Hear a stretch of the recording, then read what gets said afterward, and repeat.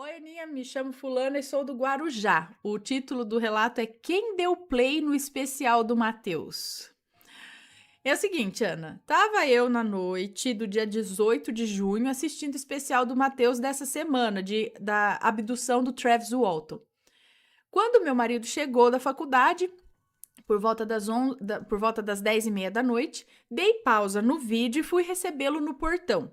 Em seguida, fomos jantar, já que ele chega sempre passando fome. Depois de jantar, fomos nos aprontar, tomar banho, etc., e fomos dormir. Quando, do nada, no meio da madrugada, eu acordo com o Matheus falando. Então, assombrado, blá, blá, blá, blá, blá, numa altura ensurdecedora de alto. Não, é porque o Matheus fala alto mesmo. Numa altura ensurdecedora. Levantei meio sem entender nada e meio cabreira. Fechei o YouTube e o notebook e voltei a dormir. Eu não sei exatamente que horas isso aconteceu, pois eu não olhei no celular, mas acredito que tenha sido entre 3 e 5 da manhã. Aí vem a minha dúvida, Ana. Quem deu play no vídeo? Meu notebook estava aberto no YouTube com o vídeo pausado e estava no descanso de tela, ou seja, a tela estava desligada. Para ligar, tinha que apertar algum botão e depois apertar o Enter para o vídeo dar play, ou seja, apertar 2 vezes. Eu não tenho gato em casa, para a hipótese de ter subido no teclado e apertado tudo, e estávamos todos dormindo. Enfim, Ana, foi esse o meu relato, bobo, eu sei, mas que me deixou intrigada. Esse é meu primeiro relato que envio, pois nunca acontece nada sobrenatural comigo, e espero que continue assim. Um grande beijo para vocês e sucesso! A Ana acompanha o canal há uns 3 anos. Recentemente viciei a minha mãe em seus relatos. Ela assiste todo dia enquanto limpa a casa, lava a louça, etc. Fora que ela também não perde os ao vivo. Me orgulho muito disso. Beijos, obrigada, dá um beijo na mãe aí, então também. Ai, mas não tem nada. Bom, ou alguma coisa, eu queria que você terminasse de ver o vídeo do Travis Walton. Eu falei, olha só, veja aqui. Não deixe para amanhã, termine de ver o vídeo e deixe o seu like. Ai, gente, não sei. Mas que é estranho. Ah, louco. Nunca mais ninguém aí que tá assistindo vai dormir com o notebook aberto com o vídeo pausado. Pode fechar esse notebook aí. Que... Mas sabe o que eu penso? Então, além de tudo ainda, e o volume alto? Por que eles sempre ligam com o volume muito alto?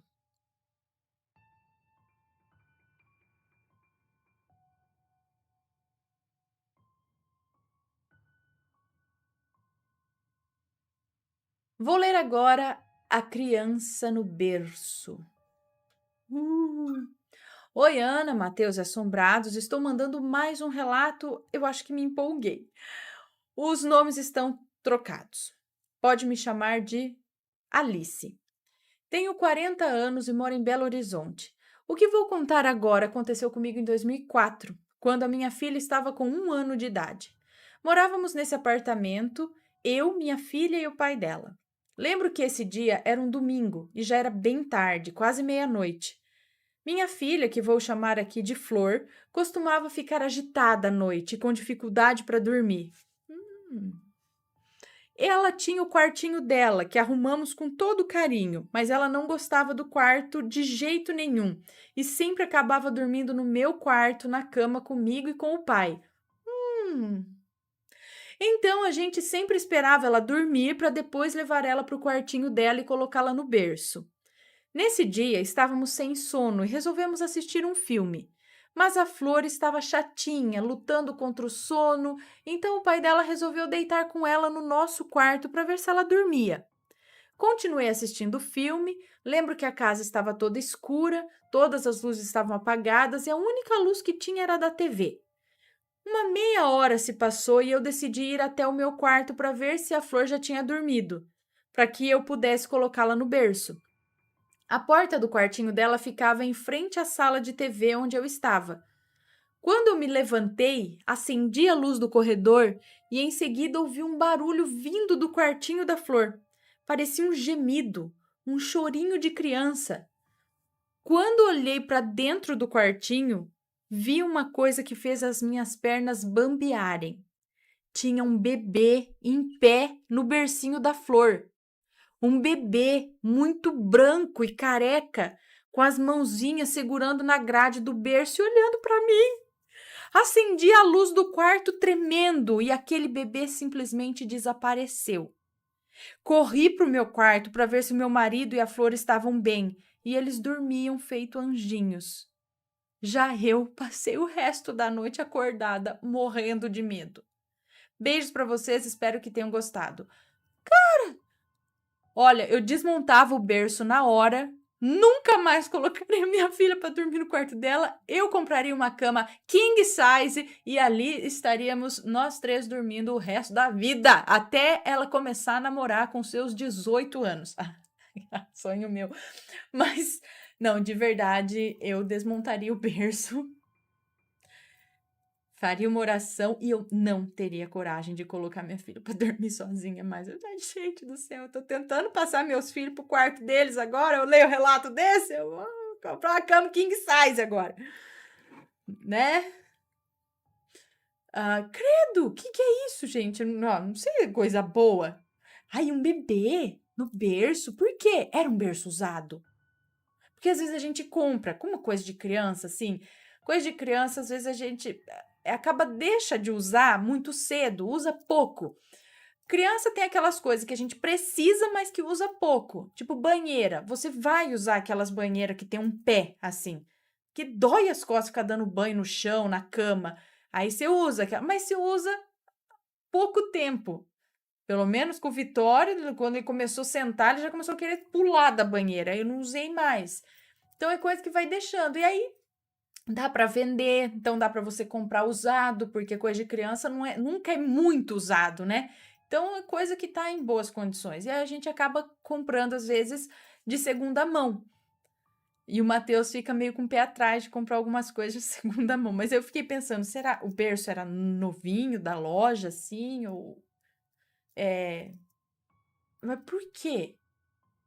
Por quê? Você não foi em alguém assim, fez uma oração com a coisa, chamou alguém para ver por quê? Eu ia ficar pensando nisso. Por que apareceu um bebê? Se fosse um espírito mais velho ainda, né? Mas um bebê dentro do berço. Berço desmontado. Tchau. Comprava uma caminha, colchão no chão, Montessori, tá bom, não sei o que, mas no meu quarto. E aí, você botou ela para dormir no quarto dela depois disso?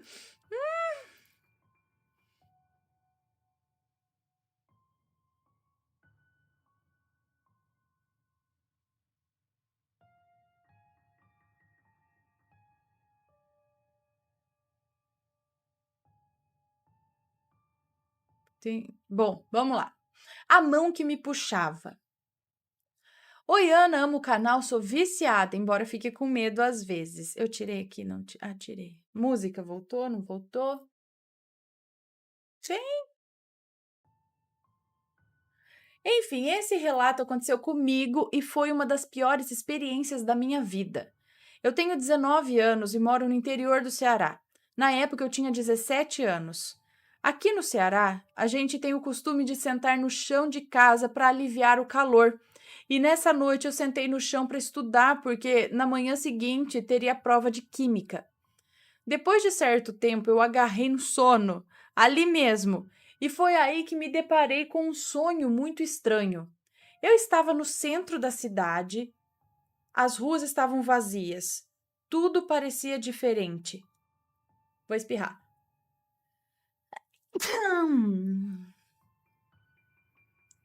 Tudo parecia diferente, era como se eu estivesse num campo paralelo.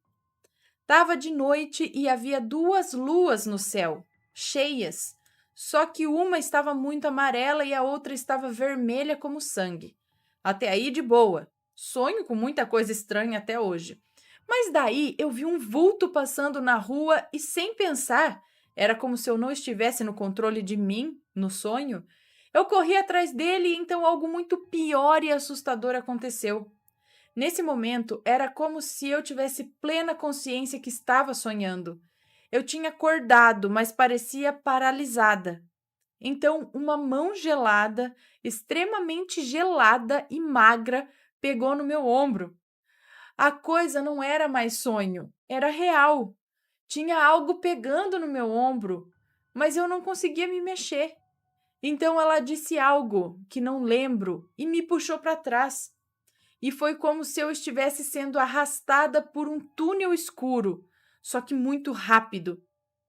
Era como se eu estivesse caindo mais para trás, só que eu estava sendo arrastada. E num ato de desespero, eu lembrei de uma tia evangélica que me diz que sempre que eu sentisse medo, que eu clamasse o nome de Jesus. E foi o que eu fiz em pensamento e gritei: "Me solta em nome de Jesus! O sangue de Jesus tem poder!" Então eu voltei, acordei de repente e ainda estava no chão. Tinham apagado a luz e eu não fazia ideia de que horas poderiam ser. E nem quis saber. Eu chorei ali no chão, sem me mexer, de tanto medo que eu estava. Mas depois de um tempo eu me levantei, de olhos fechados, por medo, com medo de ver alguma coisa na escuridão, e me deitei na cama. A minha avó dizia que dormir de barriga cheia ou dormir no chão à noite fazia muito mal, mas eu confesso que eu não sei o que foi aquilo, só sei que foi real. Até hoje eu me pergunto para onde eu iria, para onde aquela coisa estava me levando. Será que era a morte? Esse é o meu relato e obrigada por ler. Até o próximo. Um beijo para você, muito obrigada. Ou seria Sete Além? Alguma criatura te puxando para outra dimensão, para lá? Ou mesmo quando a gente sai do corpo e vai para essa parte astral, essa luz azulada, vai para essa parte astral. E aí lá você encontra de tudo. E vai que alguma coisa meio que te pegou mesmo, tá puxando, sei lá para onde, mas aí você conseguiu escapar.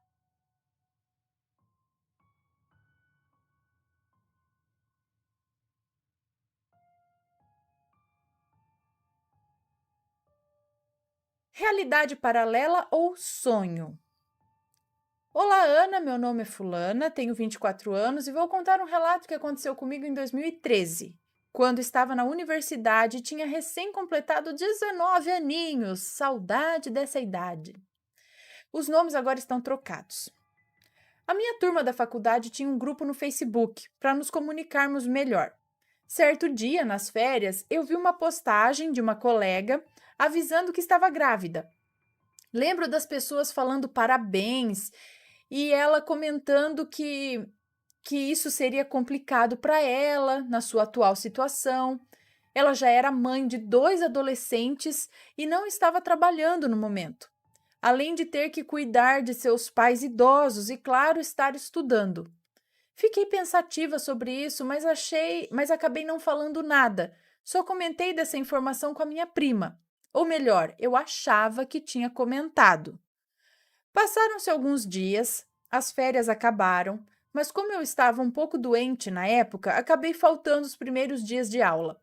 Até que a minha melhor amiga me fala pelo chat do Facebook que uma colega nossa, a Beatriz, estava grávida. Eu fiquei chocada vendo a coincidência de 2 colegas grávidas ao mesmo tempo e falei sobre a postagem da minha outra amiga, a Júlia. Nomes trocados, ok? Da minha outra amiga, a Júlia. Minha melhor amiga estranhou. Ela disse: "Ué, eu não sei nada sobre isso." E eu disse: "Ela postou no grupo, até falaram parabéns." E qual foi a minha surpresa ao procurar a postagem e não achar absolutamente nada? Mas como assim? Eu tinha visto a postagem há tão pouco tempo e ela estava tão clara na minha mente. A minha amiga disse que não viu isso e que a Júlia estava normal. Eu fiquei muito confusa na época, porque aquilo para mim foi 100% real, não parecia um sonho. Eu já tive sonhos bem realistas, mas eu sei diferenciar totalmente sonho de realidade. Eu não bebia nem usava drogas. Não utilizava nada que pudesse me fazer delirar, distorcer a realidade ou algo do tipo. Confesso que tinha até esquecido desse ocorrido, mas lembrei ao ver o relato do garoto que namorou com outro literalmente igual a ele. Não achei os prints do momento que comentei da gravidez da Júlia com a minha prima, mas consegui achar a conversa com a minha amiga. E aí ela mandou os prints. Será que tive uma premonição com a pessoa errada?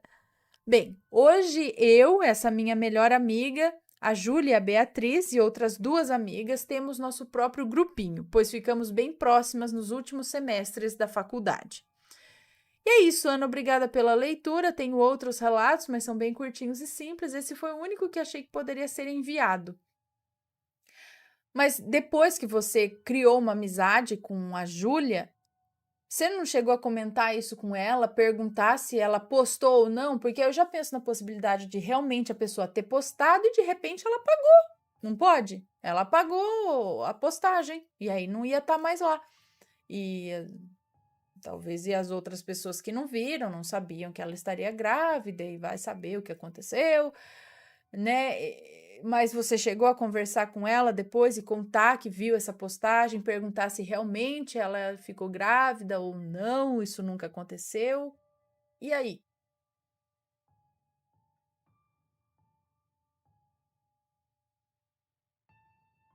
Aconteceu comigo e com minha mãe.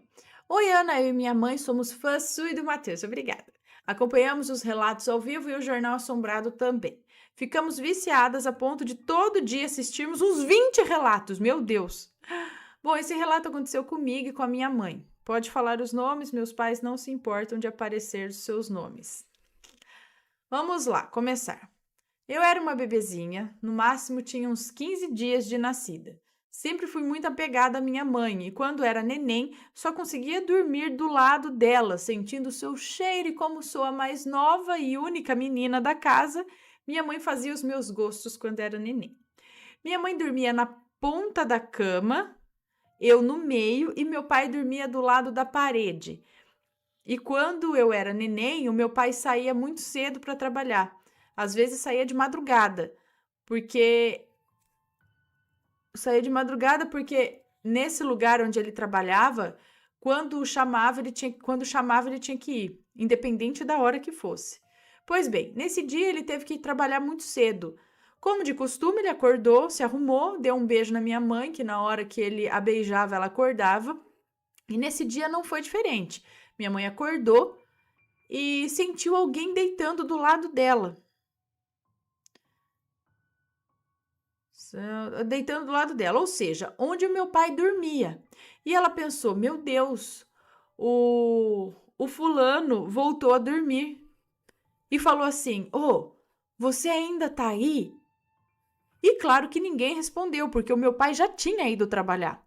Nesse momento, ela sentiu alguém cobrindo ela dos pés à cabeça. Ela ficou apavorada, porque eu estava dormindo atrás dela e ela só conseguia pensar em mim, porque ela sabia que estava só eu e ela no quarto. Meus 2 irmãos mais velhos estavam dormindo no outro quarto e era impossível ser eles. Minha mãe, muito religiosa, ficou orando e perguntando para Deus quem era.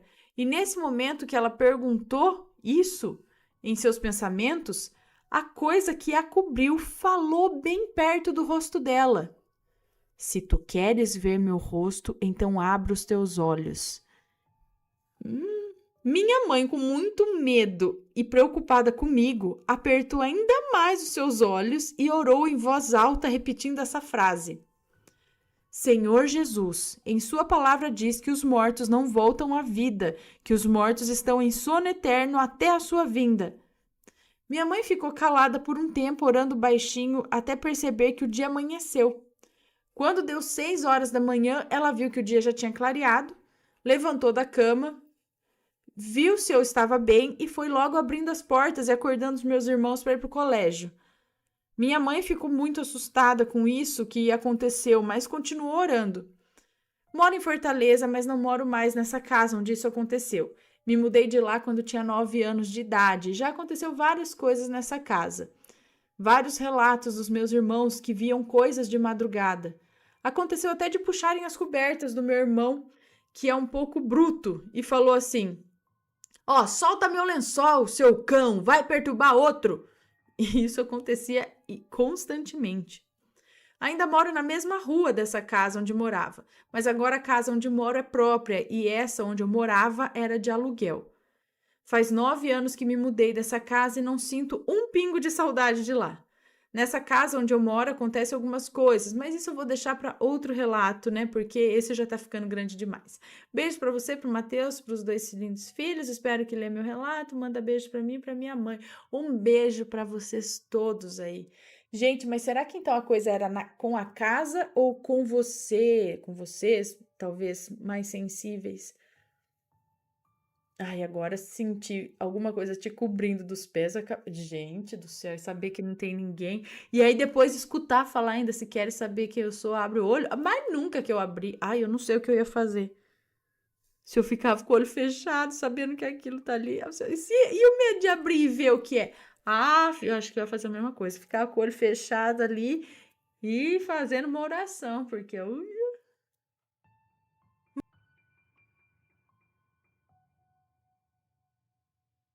Vocês se lembram do relato da que a Maledite fez feitiço para o marido engravidar da irmã?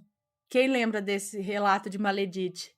Quem não lembra, depois vai lá assistir, tá? Não sei qual é, mas eu acho que ele é título, foi capa, que o marido engravidou da irmã. Então, esse é o desfecho da Maledite que fez o feitiço para o meu marido engravidar minha irmã. Vamos lá. Olá, Ana, olá, assombrados. Estou aqui novamente para contar o desfecho do relato anterior que aconteceu alguns anos atrás e foi lido recentemente. Aconteceu alguns dias atrás. Como havia falado, trabalho em um hospital e um certo dia fui cobrir um plantão de uma colega de trabalho. Era um plantão longo de 24 horas. Então entrei no hospital às 7 da noite e sairia às 7 da noite do outro dia. Como é um hospital de pequeno porte, sem muitas estruturas e 100% SUS, estávamos somente eu e uma médica e um técnico em enfermagem para o hospital inteiro. Tudo bem, tudo certo, até às 3h30 da madrugada. Chegou a ambulância, fomos para a porta receber o paciente, era um senhor sujo, estava alcoolizado. Os socorristas falaram que um grupo de jovens haviam espancado 4 andarilhos que dormiam no pátio de uma igreja e que logo viriam mais 3. Comecei o atendimento a esse senhor que estava muito ferido e possivelmente havia levado pedradas na cabeça. Quando chegou o segundo andarilho, ligamos para os outros enfermeiros e técnicos para virem ao hospital, pois só estávamos em 3. Então chegou o terceiro. Eu estava prestando atendimento ao primeiro homem que chegou quando vi que ele estava instável e fui para as outras salas. Cheguei em uma e falei, tudo certo aí? E a equipe respondeu que sim. Então fui para outra e fiz a mesma pergunta. Quando falaram, o paciente está consciente, mas com lesões graves na cabeça e possível hemorragia interna devido aos golpes. Eu fiquei revoltada, Ana. Eu fiquei indignada com tamanha crueldade com esses pobres andarilhos. Como estavam somente com um paciente em estado mais crítico, eu fui até o posto de enfermagem para agilizar a central de leitos para a transferência desse paciente para um outro hospital com mais estrutura para o caso. Quando chega novamente a ambulância, fui lá para frente ajudar, mas como tínhamos ligado para os outros funcionários, tinha 7 pessoas para cuidar daquela pobre vítima. Não deu 20 minutos, minha colega foi até o posto e falou: essa não resistiu. Morreu com pedradas na cabeça, resultando em um afundamento de crânio, causando hemorragia cerebral. Após a primeira convulsão, ela veio a óbito. O médico veio, me pediu o atestado de óbito para preencher, quando ouço uma menina chorando e gritando: Por quê? Por quê? Por que fizeram isso com a minha mãe? Fui ver o que estava acontecendo e vi uma menina que aparentava uns 17 anos. Perguntei a ela o que estava acontecendo e ela respondeu: mataram a minha mãe, eu quero ver ela. A menina estava muito alterada emocionalmente, então falei: Você, nesse estado, não seria viável eu levá-la até o necrotério. Então, ela insistiu tanto e eu a levei. Chegamos lá, o corpo estava coberto com um lençol branco. Ela se aproximou da mãe e a descobriu. Eu estremeci inteira e saí correndo de lá, pois a mulher morta era a Maledite. Sim, a Maledite. Pelo que eu fiquei sabendo, os 4 viviam juntos pela rua, perambulando e bebendo. Eu rezei muito pela alma da Maledite para que encontrasse o seu caminho. Sim, eu conheci minha mãe mais nova, mas não falei nada a ela, pois quero distância de todos. Já que estavam vários funcionários ali, pedi para que a minha colega terminasse o meu plantão, porque eu não teria condições de continuar, sabendo que a Maledite estava lá no necrotério. Iria ficar até o IML da cidade mais próximo e buscar.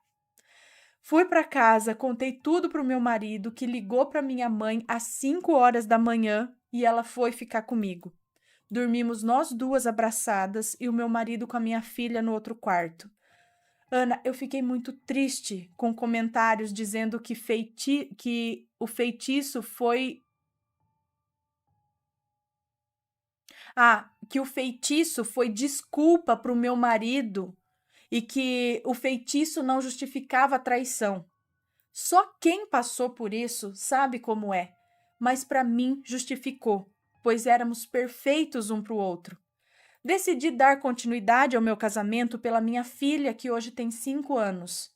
Não considero a fulana, não sei se o nome tá, minha irmã, e sim uma mulher qualquer que entrou em nosso caminho e que hoje está casada e vive sua vida. Obrigada por ler este relato. Desculpe o desabafo. Que Deus abençoe você e sua família. Beijo de luz. Mais uma coisa. Para mim foi tão bom contar tudo isso que eu tirei um peso das costas. Você me fez muito bem. Então, como gosto de surpreender você, pode dar a notícia para o meu marido, que está assistindo do meu lado, que o irmãozinho da fulaninha já está no forninho há 11 semanas.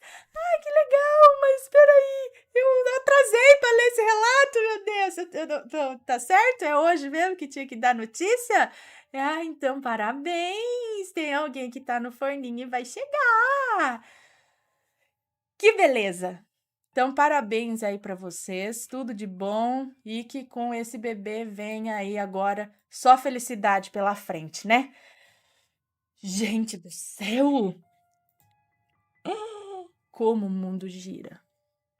Olha, espero que muitos de vocês que estão assistindo aprendam muito com isso. E se tá pensando em fazer alguma maldade com os outros, pense 2, 3, 4, 5 vezes, tá? Porque, olha, não vale a pena, né?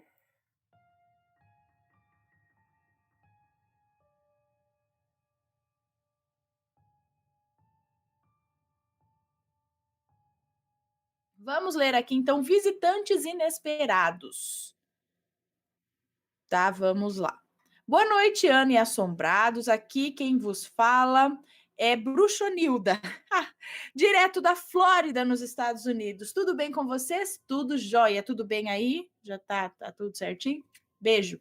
Bom, antes de começar o relato, gostaria de dizer que estou chateadíssima com você e com o Matheus, porque vieram aqui, do lado da minha casa, fizeram um cruzeiro na companhia onde trabalhávamos e não me disseram nada.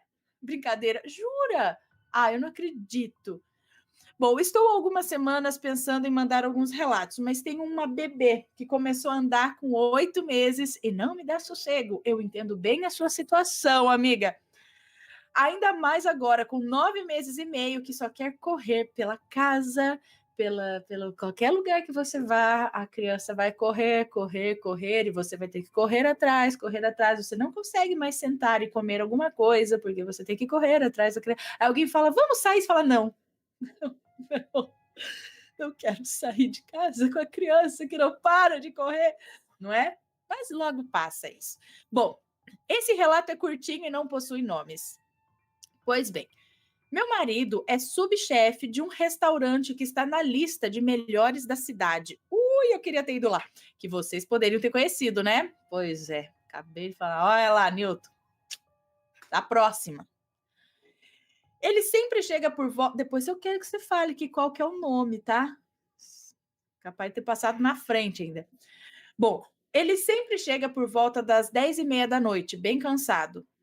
Para aliviar o estresse da semana, às vezes ele passa no posto de gasolina e compra 1 ou 2 latinhas de cerveja.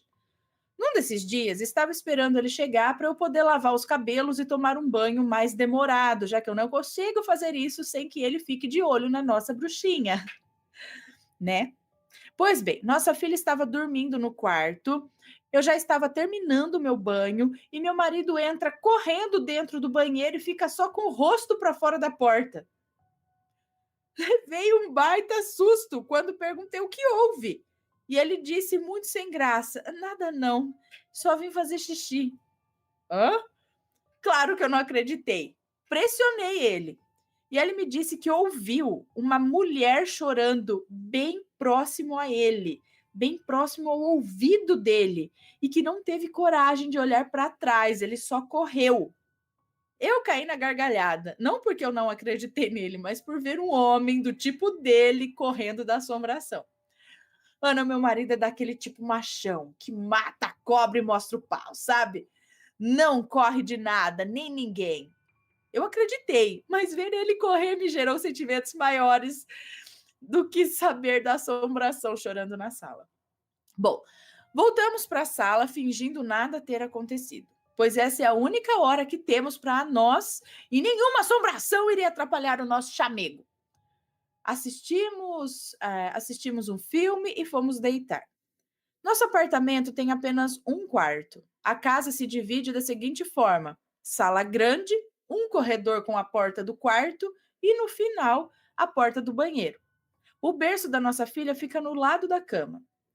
Fui para o quarto e meu marido para o banheiro. Parei em frente ao berço, pus a mão no peito da minha filha para dar aquela checada básica, se está respirando, né? E fazer uma oração ao seu anjo da guarda. Sentei-me na minha cama, que fica virada de frente para a porta, e comecei a acertar o relógio para o dia seguinte. Ainda com a cabeça baixada, eu vi, pela visão periférica, o meu marido sair do banheiro, ficar parado na porta uns 3 segundos e seguir em direção à sala. Achei que ele havia esquecido o celular. Aproveitei e fui fazer meu último xixi antes de dormir. Levei o maior susto quando entrei no banheiro e ele ainda estava lá. Eu perguntei: ué, você não foi para a sala? Ele me respondeu: tá doida, mulher? Eu estava escovando os dentes. Tive uma crise de riso, mas de nervoso agora. Ai, ai. Quando fui me deitar... vai começar agora, né? Quando fui me deitar, Ana, fale sem gritar, fale assim pausadamente, calmamente. Quando fui me deitar, fiz uma oração a Deus pedindo que essas almas encontrassem a paz e o caminho da luz. Eu nunca senti nenhuma energia negativa nesse apartamento, portanto, não acredito que sejam espíritos obsessores. Ainda vejo alguns vultos, mas nada tão real como dessa vez. E esse foi meu relato. Desculpe as brincadeiras, um grande beijo a todos, a família e assombrados de plantão. Um beijo para você, muito obrigada pelo seu relato. Depois você fala aí qual que é o restaurante, tá? Que fiquei curiosa agora. Um beijo para vocês. E foi a primeira vez que isso aconteceu? Ou vira e mexe está acontecendo as coisas assim? É o que eu falo, às vezes o local não é mal assombrado, ele é apenas assombrado. Tem alguém ali, por ali, mas que não está fazendo mal, não é? Tá às vezes só meio perdido. Pronto. Contadinho.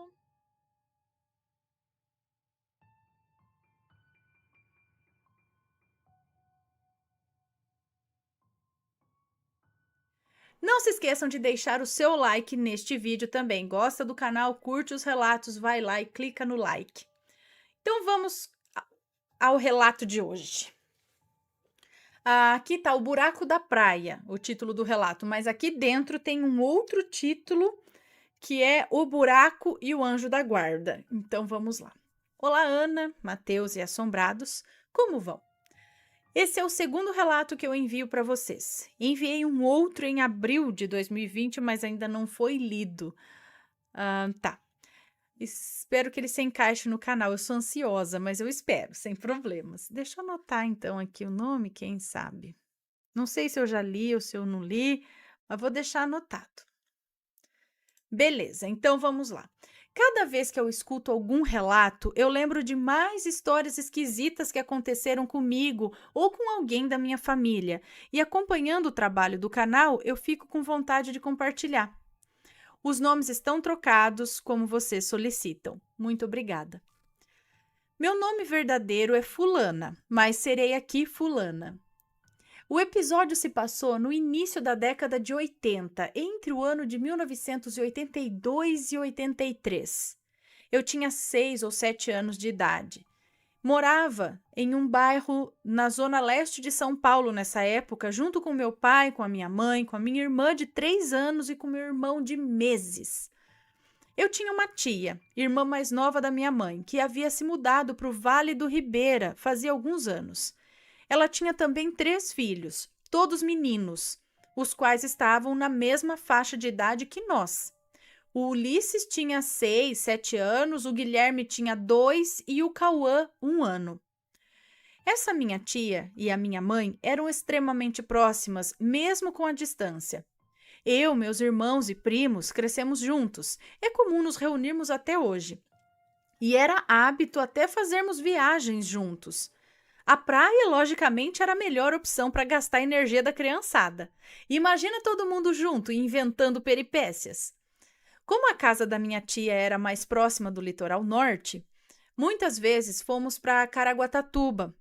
Como não havia trânsito e era relativamente perto, não era incomum fazermos um bate-volta em um sábado. Saíamos de madrugada e voltávamos à noite para a casa da minha tia. Em um desses passeios, aconteceu uma situação que só anos mais tarde eu fui entender. Nosso passeio não foi tão básico. Chegamos cedo na praia em um fusquinha. Sim, um fusquinha para 10 pessoas. Claro que 6 eram crianças pequenas, mas não era o melhor dos mundos quando voltávamos cansados e todos em cor de pimentão, né? Nossa, lembrando que não era nem um pouco comum passar filtro solar naquela época. Cada ida à praia significava umas 2 semanas de recuperação das queimaduras obtidas. E era mesmo, eu lembro de arder que nem um negócio. Ai, que como era ruim. Logo no primeiro dia.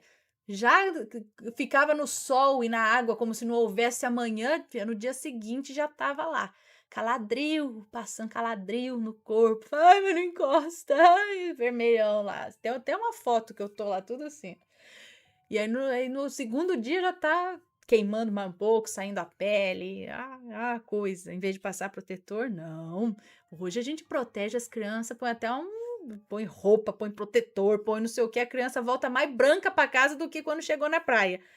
Mas naquela época não era assim não, a gente torrava literalmente.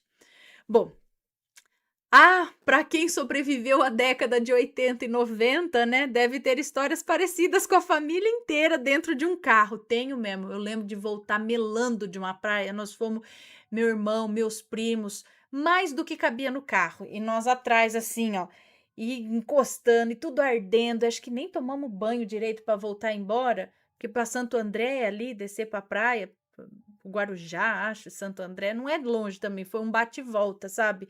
Ui, mas aquilo melado. Não sei se foi o bate-volta ou a gente ficou uns dias, mas sei que na volta tava todo mundo ardendo, melando e tinha que ir assim no carro. Foi mesmo assim. Eu entendo você. Então deve ter histórias parecidas com a família inteira dentro de um carro. Gente no porta-malas, criança na frente sentada no colo dos pais e mais uns 7 lá atrás. Tudo regado com muita cantoria ou fita cassete tocando. Na minha época era Raça Negra, provavelmente, que estava tocando na fita cassete ou na rádio ali do carro. Bom, passamos o dia brincando normalmente, muitos mergulhos, construção de castelos de areia, logicamente contando com a imaginação infantil para parecer com um castelo.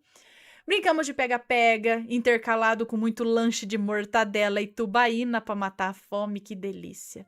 Também rolava uma macarronada no almoço. Eu acho que a classificação era farofeiros, mas a minha mãe nega essa categoria, porque, como ela diz, éramos bem organizados. Nada de lixo na praia, sem som alto atrapalhando os outros banhistas ou panela na areia.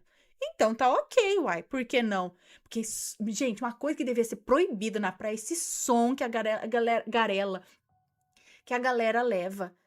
Se botar sendo uma musiquinha mais ou menos, mas tem cada música que toca lá que eu tenho vergonha de ficar sentada ali junto com a família, escutando aquelas coisas, gente. Sinceramente, da última vez quase que eu chamei a polícia. Falar, ó, que tá tocando aí na caixa de som, meu, pelo amor de Deus, tem criança aqui, né? Bom, continuando. Enfim, o dia passou, todos exaustos e prontos para nossa volta, estilo enlatados. Entretanto, como a viagem de volta levava quase 2 horas, precisávamos tirar toda a areia da praia, sim, principalmente por tratar-se de crianças pequenas que estavam parecendo croquetes, além de não quererem sujar o carro, né? Parecia piada, mas os carros eram quase membros da família. Ah, eu sei bem como é. Aquela praia que nós íamos era escolhida por justamente ter braços de água doce. Assim, após o banho de mar, a sujeira da areia, a gente costumava, após o banho de mar e sujeira de areia, a gente costumava ir até esses locais para retirar o sal e a areia e depois ir embora. Como muitos devem estar pensando, talvez muitas praias naquela época não tinham um chuveirinho disponível ali não para a gente abrir e tomar aquele banhinho antes de sair da praia, tá? Não tinha. Muitas não tinham. Então, minha mãe e a minha tia entraram primeiro e depois o meu pai e o meu tio lavavam as crianças e iam passando para elas, lavando as crianças naquele braço de água doce ali, tá? Para ir embora. Lembrando que 2 dessas crianças eram muito pequenas, elas nem andavam ainda. Eu e meu primo Ulisses, que éramos maiores, com 7 ou 6 anos de idade, estávamos do lado dos nossos pais e ficávamos brincando. E aí começamos a subir em cima de uma pedra pequena e pulávamos na água. Era bem rasinho o lugar que a gente estava. Entretanto, em um desses pulos, eu resolvi mudar o lado que eu estava pulando e simplesmente caí em um buraco enorme.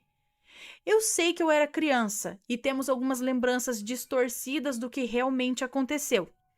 Porém, mais tarde, lembrando desse buraco e conversando com meu pai, ele era profundo e devia ter cerca de 1 metro de raio.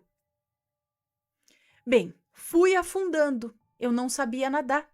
E no começo era escuro. Mas quanto mais eu ia para o fundo, como se fosse uma queda mesmo, porém com água ao redor. E de cima a baixo, sabe? Em cima e embaixo, água, água. Então, conforme eu ia indo mais para o fundo, o buraco era bem luminoso, com raios de iluminação, que nos segundos que eu passei, aí e na minha memória, enfim, não sei, era bem luminoso com raios de iluminação. Eram como se fossem os raios do sol penetrando naquele lugar.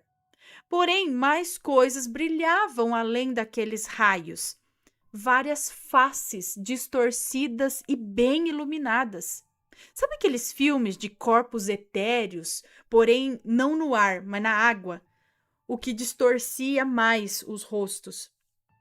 Conforme eu afundava, várias eram essas faces que apareciam. Naquela época, não me provocaram nem sensação de medo e nem realmente eu entendi o que eles estavam fazendo ali naquele buraco. Parecia que tudo durou assim uma eternidade. Eu ia afundando mais e mais, até que eu senti 2 mãos, uma em cada lado, segurando meu ombro pelas minhas axilas. De um lado eu vi o meu pai e do outro eu vi uma outra pessoa, que pensei ser o meu tio. Fomos para a superfície e eu bebi muita água. O meu peito e a minha garganta doíam. Eu estava quase desacordada, mas o meu pai me abaixou e acabei vomitando, e aí eu desabei a chorar. Então eu entendi que eu quase morri afogada e que eles tinham falado para eu ficar perto e não pulando. Eu estava com medo porque eu sabia que depois que a minha mãe visse que estava tudo bem comigo, eu ia levar uma bronca e de repente até uns tapas. Era a maneira carinhosa dos pais da década de 80 dizer: que bom que você tá viva e não se machucou, mas eu não falei para me obedecer? Para minha sorte, a minha mãe estava tão apavorada, eu nem achava que que tinha sido tão sério, mas ela estava tão apavorada que ela nem falou nada, coitada. Bem, depois que todos se acalmaram e viram que eu estava bem, entramos na nossa lata de sardinha com rodas e partimos para nossa cidade. Os anos passaram e sabe aquelas conversas que começamos a lembrar fatos e coisas que aconteceram? Estávamos nós reunidos numa tarde e não estou bem certa, mas acredito que começamos a falar de Caraguatatuba, porque íamos para lá de novo com a família da minha tia. Isso eu tô falando de uns 15 anos depois do ocorrido. Daí a minha mãe comentou: Nossa, aquele dia você quase morreu. Se teu pai não tivesse crescido nadando em rio e não soubesse nadar tão bem, eu acho que não teria conseguido te tirar daquele buraco. E aí eu pensei: Ué, tudo bem que a minha mãe tinha meu pai em excelente conceito e ele era mesmo maravilhoso. Mas ela podia dar crédito pro meu tio também, né?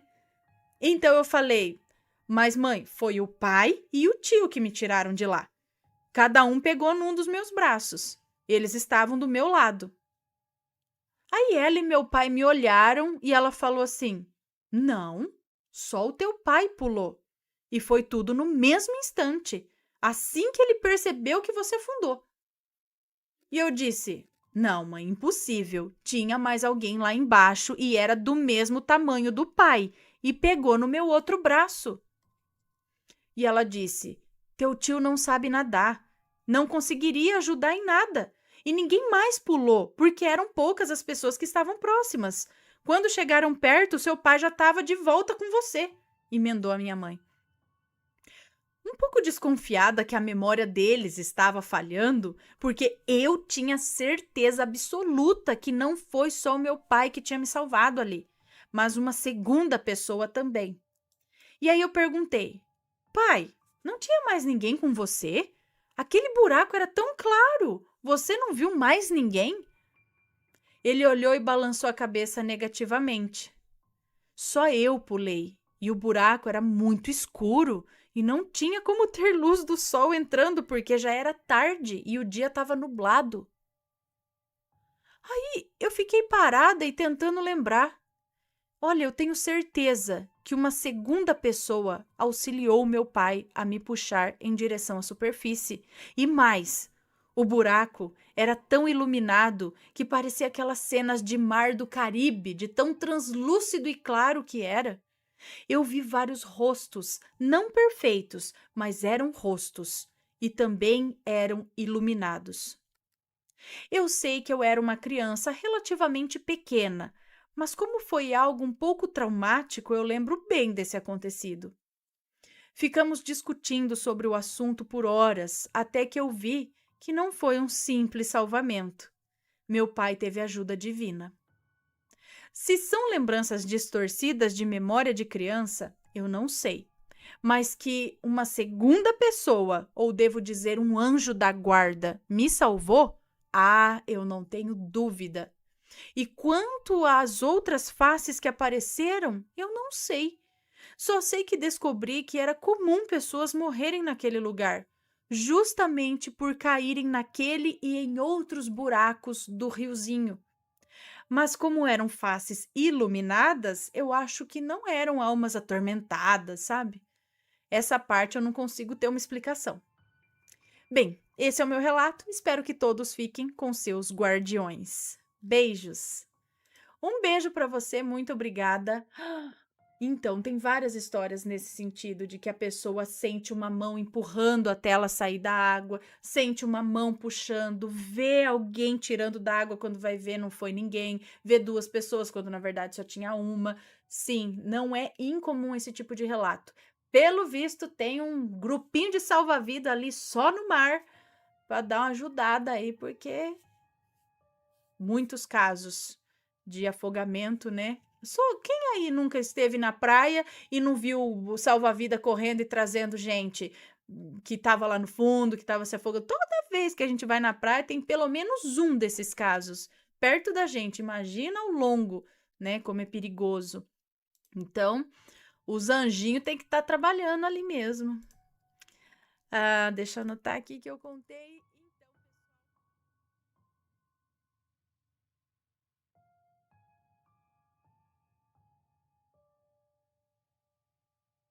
Beleza, deixa eu ver este daqui. Não, esse aqui eu contei. Vamos ver este daqui. Meu avô foi perseguido pelo diabo? Rapaz, vamos ver. Olá, Anne e assombrados. Me chamo Fulana, mas sei que vai me chamar de Fulana. Eu tenho 29 anos e o relato que eu vou contar ocorreu com meu avô por parte de mãe, na década de 60. Pode ler tranquilamente, pois se houver nomes já foram trocados. Obrigada. O meu avô, pelo que eu soube das histórias, sempre foi um homem bem duro, até ruim como ser humano. Eu digo que eu soube, pois eu não cheguei a conhecê-lo. Ele faleceu no ano em que eu nasci. Então, todas as histórias que eu sei dele são contadas pela minha avó e pela minha mãe. E essa história foi contada pela minha avó, que na época era casada com ele e já tinha minha mãe e mais duas filhas. Ela conta que um dia o meu avô, que tinha o hábito de beber, decidiu sair para beber com o irmão mais velho da minha avó, que aqui vou chamar de Tonico. Só que onde eles moravam na época era tudo muito longe, pois era tudo sítio. Então, tudo, inclusive as casas vizinhas, ficavam muito longe. E a minha avó, vendo que já era tarde, pediu para os dois não irem. Mas o pedido foi em vão, pois cada um pegou seu cavalo e lá se foram para o barzinho que tinha naquela região.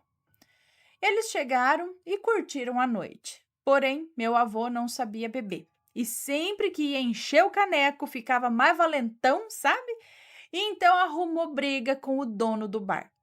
O irmão da minha avó, vendo o estrago todo, não ficou do lado do meu avô, não, e sim do lado do dono do bar, que expulsou meu avô, dizendo que ia chamar a polícia para ele. Então, com medo de ser pego, ele decidiu ir embora, sozinho, porém já era de madrugada. Mas, como bom valentão, ele não ligou e foi indo embora em seu cavalo, até que em dado momento, na estrada, que era somente iluminada pela luz da lua, o cavalo parou de andar. E mesmo ele batendo no coitado, o cavalo nem se mexia. Meu avô, doido de raiva e com bebida no cérebro, decidiu descer do cavalo para ver o que estava acontecendo. Porém, assim que ele desceu do cavalo, o mesmo disparou em galopes, voltando o caminho que tinha vindo. Ele voltou para trás do cavalo. Largou ele lá sozinho. E meu avô ficou ali com raiva e muito macho e sem mais opções passou a caminhar em direção à casa dele. Porém, conforme ele ia caminhando, ele ouvia barulho de cascos. E pensando ser o cavalo dele voltando, ele se virou para ver. E, para sua surpresa, não era o seu cavalo, era um bode. Porém, o que lhe chamou muito a atenção é que o bode era preto, muito grande e tinha os olhos vermelhos, cor de sangue, e os olhos pareciam brilhar. Bom, de primeiro momento ele se assustou, pois não tinha visto o animal em parte alguma, mas decidiu continuar sua caminhada. E a cada passo que dava, o bode o seguia. Ele se virava e tentava afugentar o bicho, mas ele não se mexia nem com pedras que o meu avô tacava nele. Aí o meu avô se pôs a andar novamente e decidiu fazer um teste. Ele dava 2 passos e o bode também dava 2 passos. Meu avô dava uns 5 passos e o bode dava a mesma quantidade. Então meu avô percebeu que o tempo estava muito parado, tipo não tinha brisa, vento algum, as árvores nem se mexiam. Não se ouvia mais nem os grilos. Então ele ficou realmente muito assustado, e nesse momento o bode fez um barulho horripilante, que nem ele soube explicar que tipo de barulho era. Bom, nessa hora a pinga sumiu da cabeça, como mágica, e ele saiu correndo com o bode correndo atrás dele. Ele olhava para trás e via o bode correndo muito e saía fogo da boca do bode. Aí ali mesmo, correndo, ele acabou se urinando e desesperado, pensando que ia morrer, pois o bode já estava se aproximando, quando ele passou por uma cruz bem grande que tinha ali na estrada. No mesmo instante, o bode parou de correr atrás dele. E não ouvindo mais o barulho, ele também parou de correr e viu o bode andando impacientemente de um lado para o outro, como andando impacientemente de um lado para o outro, e como meu avô era debochado, ele ainda gritou: "Daí você não passa, né?"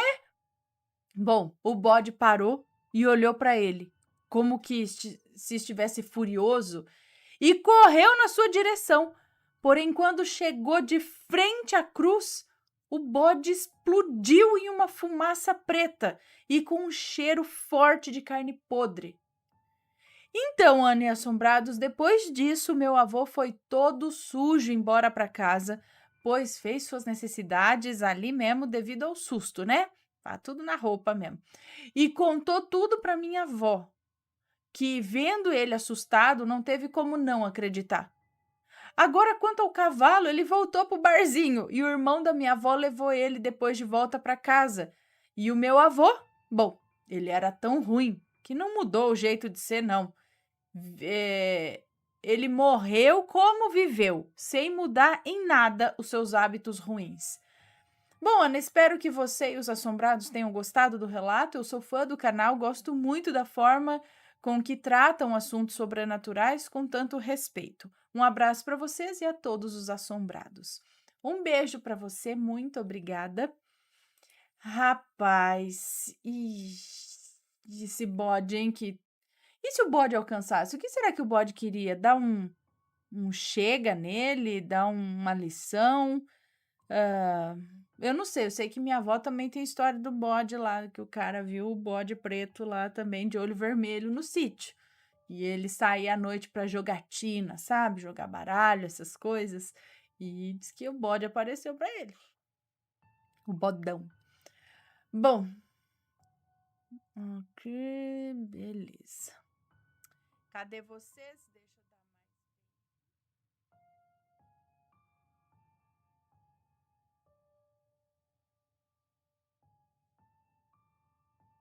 Para onde ia aquele ônibus? Para Sete Além? Não, não sei. Para onde ia aquele ônibus?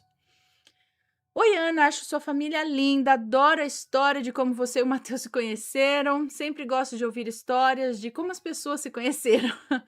Bom, vamos ao relato, não há nomes, ok. Esse fato aconteceu comigo há uns 10 anos atrás. É uma moça que nos conta. Na época, eu fazia faculdade de enfermagem à noite, na Vila Maria, em São Paulo, e morava em um bairro bem na divisa de Guarulhos e Itaquaquecetuba. Eu fazia um percurso a pé de cerca de 15 minutos da faculdade até o ponto de ônibus na Marginal Tietê. E lá eu pegava um ônibus que fazia o percurso pela rodovia Presidente Dutra. Bom, nesse dia fiz o trajeto até o ponto e peguei o ônibus, normalmente, como sempre fazia. Só que durante o percurso eu dei uma adormecida. E quando acordei, o ônibus estava muito escuro, com uma iluminação amarelada e bem fraquinha, e estava muito vazio. Havia comigo somente uns 5 passageiros, todos sentados separados. Eu olhei pela janela e não fazia ideia de onde eu estava. Eu fiquei olhando e comecei a ficar muito assustada, achando que eu estava no ônibus errado. E aquela hora da noite já era mais de 11h30 da noite. Então tive o impulso de dar sinal e descer do ônibus. Desci numa calçada enorme de terra e havia umas árvores enormes, muito altas mesmo. E estava um vento muito forte e as copas das árvores balançavam muito. Da calçada eu olhava a rodovia, mas estranhamente passavam pouquíssimos carros. Estava praticamente vazia. Então eu saí andando naquele escuro. Havia uns postes com uma luz também num tom amarelado, mas iluminavam muito mal o caminho. Fui andando para frente sem rumo e com muito medo por estar sozinha naquele lugar que eu não conhecia. De repente, eu juro, foi o tempo de olhar para trás e me voltar novamente para frente. Eu estava num lugar bem conhecido, na rota normal do meu ônibus. Eu fiquei olhando em volta, sem entender como que do nada tudo mudou. A rodovia estava novamente com aquele fluxo normal de carros, as indústrias que haviam naquele local estavam lá, todo vapor, as casas, tudo normal. Olhei para trás e não vi mais aquelas árvores gigantescas. Fiquei muito aliviada. Caminhei até o próximo ponto e esperei uns 20 minutos ali até vir outro ônibus. Já estava até com medo de não ter mais ônibus, pois já era tarde, né? Graças a Deus eu cheguei em casa bem. Não sei que lugar era aquele. Pode ser Sete Além? Quem sabe, né? Peço a Deus que me livre de passar um susto desse de novo. E se for Sete Além, o lugarzinho sinistro? Esse foi o meu relato. Espero que gostem. Beijos assombrados, Ana, Matheus e seus lindos filhos. Adoro o canal, é minha companhia diária. Um beijo para você, muito obrigada. Cara, parece. Mas, gente, você entra no ônibus, de repente esse mesmo ônibus muda e... Rapaz, que medo de andar no mundo agora. Já pensou? Eu, hein?